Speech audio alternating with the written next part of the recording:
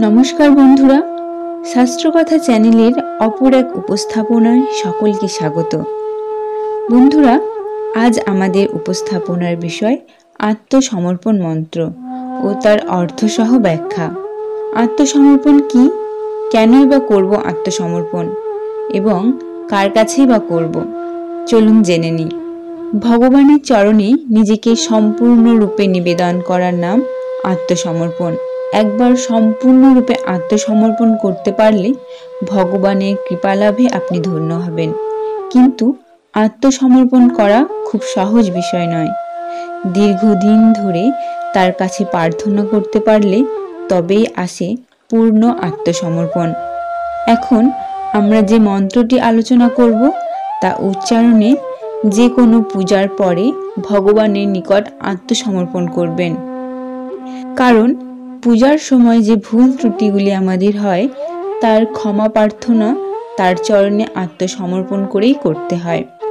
চলুন জেনে নিই মন্ত্রটি। মন্ত্রহীনং ক্রিয়াহীনং ভক্তিহীনং জনার্দন ইয়ৎ পূজিতং ময়া দেব পরিপূর্ণং তদস্তু মে।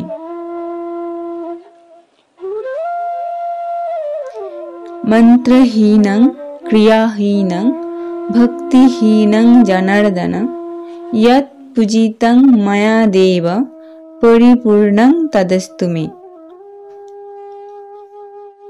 এই মন্ত্রের শব্দার্থগুলি হল মন্ত্রহীনং অর্থাৎ মন্ত্রহীন, ক্রিয়াহীনং অর্থাৎ ক্রিয়াহীন, এখানে পূজাদি ক্রিয়াকর্মের কথা বলা হয়েছে।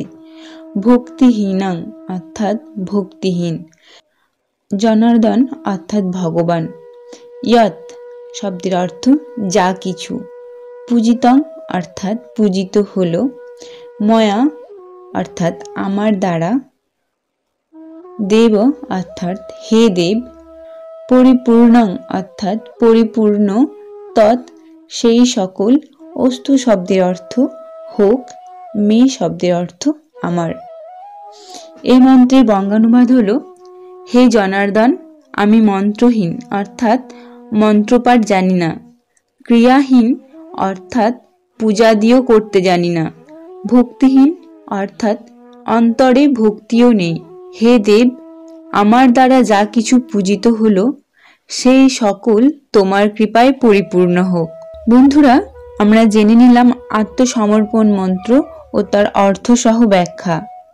অনেক ক্ষেত্রে একে অপরাধ শোধন মন্ত্র বলা হয়ে থাকে। যাই হোক, প্রতিটি পূজার সমাপনে এই মন্ত্র উচ্চারণে ভগবানের নিকট আত্মসমর্পণ করতে হয়। তাই এটি দৈনন্দিন জীবনের একটি গুরুত্বপূর্ণ মন্ত্র। উপস্থাপনাটি ভালো লাগলে অবশ্যই লাইক ও শেয়ার করবেন। কমেন্টের মাধ্যমে আপনার মতামত জানাতে ভুলবেন না। নতুন বিষয়ের আপডেট পেতে অবশ্যই আমাদের সঙ্গে থাকবেন এবং শাস্ত্রকথাকে সাবস্ক্রাইব করবেন। ধন্যবাদ। জয় শ্রীকৃষ্ণ।